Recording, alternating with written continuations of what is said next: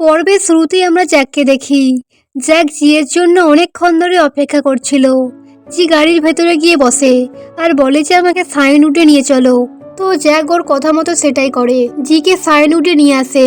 সাইনউডে আসতেই জি মিস্টার জ্যাংকে দেখতে পাই, তাই ও মিস্টার জ্যাংকে ফলো করতে শুরু করে এবং লিংয়ের চুরি করা কার্ডটি ইউজ করে সাইনউডের সিগারেট রুমে চলে আসে।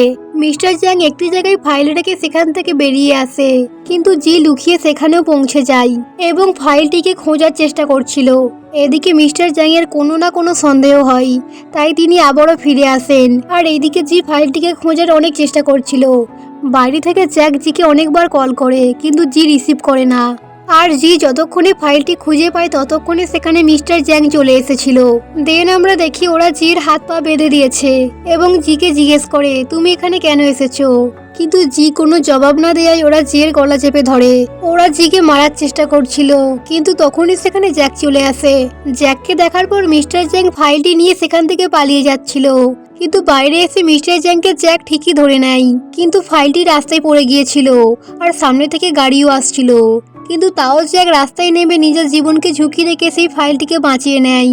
যেটা দেখার পর জি তো অনেক ইমোশনাল হয়ে যায় আর বলে তুমি কি মরতে যাচ্ছিলে। তখন জ্যাক বলে আমি তোমার জন্য এর আগেও অনেক ঝুঁকি নিয়েছি। যেটা শোনার পর জি ডাইরেক্ট গিয়ে জ্যাককে কিস করে এবং ও জ্যাককে নিজে মুখে সত্যিটা বলে যে আমি হাওয়ের বোন জি। আরও এটাও বলে যে আমি আমার বোনের খুনির শাস্তির জন্য এইসব কিছু করছি আর সেটার জন্য এই প্রমাণটাই অনেক। তখন জ্যাক ওকে বলে এটা ছাড়া কি তোমার কাছে আর কোনো প্রমাণ আছে। তখন জি বলে না। এটা শোনার পর জ্যাক জিয়ের থেকে পিছিয়ে আসে এবং সেই প্রমাণটিকে আগুন দিয়ে জ্বালিয়ে দেয়। যেটা দেখার পর জি তো অনেক ইমোশনাল হয়ে যায় এবং জ্যাকের ওপর প্রচুর রেগে যায় এবং জ্যাককে একটি চড়ও মারে আর পেছন থেকে মিস্টার জ্যাং জিকে মেরে অজ্ঞান করে দেয় এবং জ্যাককে এসে বলে তুমি অনেক ভালো কাজ করেছো আজ, এমনই কাজ করতে থাকলে আমি তোমাকে মিস্টার ভিয়ের সাথে দেখা করিয়ে দেব। জ্যাক বলে ভিকে বলে দেবেন এবার থেকে জি আর কোনো প্রবলেম তৈরি করবে না, কারণ জিয়ের ওপর আমি নজর রাখবো। এদিকে লিঙ্গো জিয়ের ব্যাপারে সবকিছু জেনে গিয়েছিল যে জি হাওয়ের টুইন সিস্টার। আর এখানে আমরা এটাও জানতে পারি যে মাস্ক পরা ছেলেটি অর্থাৎ ভি হচ্ছে লিং, আর এটা জ্যাকও জানতো না। এদিকে আমরা জিকে দেখি যার জ্ঞান ফিরে গিয়েছিল। জি বাঁধা অবস্থায় বেডে শুয়েছিল। দেন জ্যাক ওর কাছে আসে এবং জিয়ের গলা চেপে ধরে, কিন্তু জি ওর হাতে কামড়ে দেয়। তখন জ্যাক বলে তুমি আগের মতোই রয়েছো, একটুও বদলাওনি। জি জ্যাককে বলে মিস্টার জ্যাং তোমাকে কত টাকা দিয়েছে এসব কিছু করার জন্য। তখন জ্যাক বলে যে ওই ফাইলটি ফেক ছিল, তোমাকে এসব কিছু ফাঁসানোর জন্যই করা হয়েছে। ওরা তোমার উপর ট্রাই করে দেখলো যে তোমার আদৌ কি সত্যি মেমোরি লস হয়েছে না তুমি মেমোরি লস হওয়ার নাটক করছো। কিন্তু জি এই সময় জ্যাকের উপর অনেক রেগেছিল। ও জ্যাককে বলে তো তোমার এখন প্ল্যান কি। জ্যাক বলে তোমার কাছে এখন দুটো অপশন আছে, নয় তুমি আমার ফিয়ান্সে হয়ে থাকো, না হলে এই দেশ ছেড়ে চলে যেতে হবে। যেটা শুনে জি তো প্রচুর রেগে যায়। তখন জ্যাক বলে যে তুমিও জানো আর আমিও জানি যে তুমি আমায় লাইক করো, তাই না। কিন্তু জি কোনো আনসার দেয় না, কিন্তু জি বাধ্য হয়ে জ্যাকের সাথে থাকতে রাজি হয়ে যায়। তো জ্যাক মিস্টার জ্যাংকে কল করে বলে দেয় যে এবার থেকে জি আর কোনো প্রবলেম তৈরি করবে না, জি এখন আমার ফিয়ান্সে, আমি ওর ওপর নজর রাখবো। এবং কল কাটার পর বলে এবার থেকে কোনো সাহায্য লাগলে আমাকে বলবে।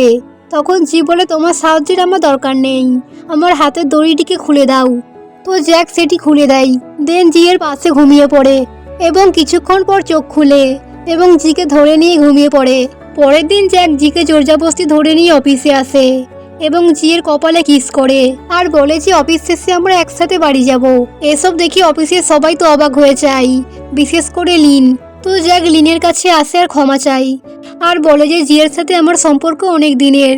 কিন্তু লিন কিছুই বলে না। জ্যাকের লিনের জন্য খারাপ লাগছিল, তাই ও লিনকে সরি বলে সেখান থেকে চলে যায়। এদিকে জিয়ের কাছে জ্যাকের মেসেজ আসে যে 10 মিনিটের মধ্যে আমার কাছে আসো, না হলে আমি তোমার কাছে যাচ্ছি। তাই জি জ্যাকের কাছে আসে। জ্যাক ওকে ওর গালে কিস করতে বলে, কিন্তু জি করে না।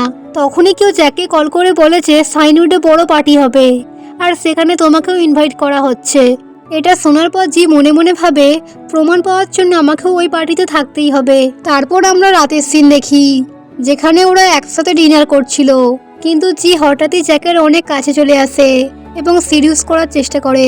আসলে জি এইসব কিছু করছিল সেই পার্টিতে যাওয়ার জন্য, আর এই ব্যাপারটা জ্যাকও জানতো। তাই ও জিকে বলেছে নাটক বন্ধ করে ঘুমিয়ে পড়ো, আমি তোমায় কোনো পার্টিতে নিয়ে যাব না। এটা বলেই জ্যাক সেখান থেকে চলে যায়। পরের দিন জি যখন অফিসে ছিল তখন ওর কাছে লিং আসে আর বলে যে তুমি আজকাল আমার সাথে আর কথাই বলো না। আমি জানি তুমি আমায় লাইক করো না, কিন্তু ঠিক আছে, আমি তোমাদের জন্য অনেক হ্যাপি। আর কথায় কথায় জি এটাও জানতে পারে যে লিনও সেই পার্টিতে থাকবে। তাই ও লিনকে বলে তুমি আমায় পার্টিতে নিয়ে যাবে। তখন লিন বলে ঠিক আছে, যেটা শুনে জি তো অনেক হ্যাপি হয়ে যায় আর লিনকে থ্যাঙ্কস বলে সেখান থেকে চলে যায়। এবং ও চলে যাওয়ার পরই কাউকে কল করে বলে যে জিও পার্টিতে আসবে, তো তার উপর নজর রাখবে। লিনের রিয়াকশন দেখে বোঝা যাচ্ছে যে লিন কিছু একটা প্ল্যান করছে। তারপর আমরা মিটিং হলের সিন দেখি, যেখানে লিন জিকে মেসেজ করে বলেছে আমি তোমার জন্য সাইনউড পার্টির ইনভিটেশন পেয়ে গেছি। তাই জি খুশি হয়ে লিনের দিকে তাকাই আর জ্যাক ওদের দুজনকে হাসতে দেখে অনেক জেলাস হয়ে যায়। তখনই মিটিং হলে ফায়ার অ্যালার্ম বেজে ওঠে, যেই কারণে সব এমপ্লয়িরা সেখান থেকে বেরিয়ে যায়। তখনই ম্যানেজার জিকে চিৎকার করে বলে যে টেবিলে ইম্পর্টেন্ট ফাইল রয়েছে, ওটা নিয়ে এসো। তাই জি সেটা আনতে চাই, কিন্তু লিন সেখানে আসে এবং জিয়ের দিকে একটি টেবিলকে ধাক্কা মারে আর সামনে এসে জিকে বাঁচিয়ে নেয় এবং জিকে ইনভিটেশন কার্ড দিয়ে দেয়। এটা দেখার পর বোঝাই যাচ্ছে যে লিন জিয়ের কাছে ভালো হওয়ার চেষ্টা করছে। দেন ওরা দুজন বাইরে আসে এবং লিন নাটক করে যেন ওর অনেক লেগেছে, তাই জি লিনকে হেল্প করছিল। লিন যখন দেখে পেছনে জ্যাক দাঁড়িয়ে রয়েছে, তখন ও ইচ্ছা করে জিয়ের আরো ক্লোজ আসে আর জ্যাক ওদের দুজনকে এরকম সিচুয়েশনে দেখে আরো জেলাস হয়ে যায়। দেন জি যখন জ্যাকের কাছে আসে, তখন জ্যাক এত রেগেছিল যে ও জিয়ের সাথে কিছুক্ষণ কথাই বলে না। কিছুক্ষণ পর জিকে জিজ্ঞেস করে তোমার সাথে লিনের কি সম্পর্ক, তুমি লিনের এত কাছে যাও কেন? জি বলে আমি তোমাকে আমার পার্সোনাল লাইফ নিয়ে কেন বলবো। যেটা শোনার পর জ্যাক তো আরো জেলাস হয়ে যায়, তাই ও জেলাসিতে জিকে কিস করতে থাকে। দেন কিছুক্ষণ পর ছেড়ে দিয়ে জিকে সরি বলে। তারপর আমরা বাড়ির সিন দেখি, যেখানে জ্যাক জিয়ের কাছে আসে এবং জিয়ের পায়ের উপর মেডিসিন লাগিয়ে দেয়।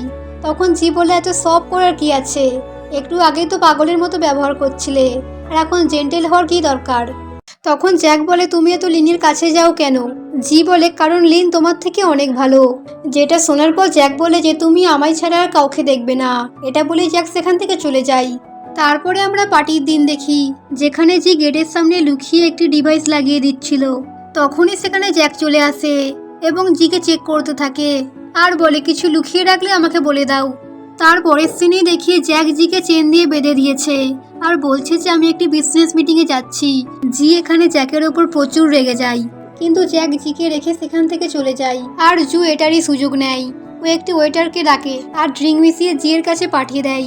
জি ভাবে যে এটা হয়তো জ্যাক পাঠিয়েছে, তাই ও খেয়েও নেয় আর সেটা খাবার পরে জি অজ্ঞান হয়ে যায়। আর এদিকে পার্টিতে মাস্ক পরা ছেলেটিও এসেছিল। ওদিকে জু একটি লোককে জিয়ের রুমে পাঠিয়ে দেয়, যেই লোকটি জিকে সিডিউস করার চেষ্টা করছিল। কিন্তু তখনই সেখানে মাস্ক পরা ছেলেটি এসে জিকে বাঁচিয়ে নেয় এবং জিকে উঠিয়ে নিয়ে ডার্ক বারে নিয়ে যায় এবং জিয়ের জ্ঞান ফেরার আগেই ও সেখান থেকে চলে যায়। আর এটার সাথে এই পার্টটি এখানে শেষ হয়ে যায়। তো গাইস, ভিডিওটি কেমন লাগলো তা অবশ্যই কমেন্ট করে জানাবেন এবং ভিডিওটি ভালো লাগলে চ্যানেলটিকে সাবস্ক্রাইব এবং ভিডিওটিকে লাইক করে দেবেন। So bye bye guys, thanks for watching. আর নেক্সট পার্ট লাগলে অবশ্যই কমেন্ট করে জানাবেন।